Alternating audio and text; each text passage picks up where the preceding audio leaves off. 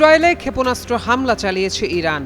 এতে অন্তত 7 জন হতাহত হওয়ার খবর নিশ্চিত করেছে বিভিন্ন সংবাদ মাধ্যম। এছাড়াও বিভিন্ন স্থাপনার ব্যাপক ক্ষয়ক্ষতি হয়েছে। মঙ্গলবার দিবাগত মধ্যরাতে ইসরায়েলের মধ্যাঞ্চলে এ হামলা চালায় ইরান। এই ঘটনায় তেল আবিব আক্রান্ত হয়েছে।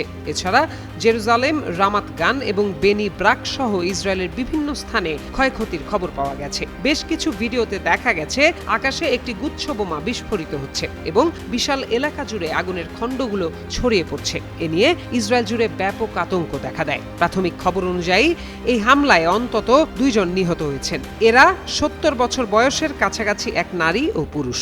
ধারণা করা হচ্ছে হামলার সময় তারা নিরাপদ আশ্রয় ছিলেন না। এছাড়া শ্যারন এলাকায় আরও অন্তত 5 জন আহত হয়েছেন বলে জানা গেছে।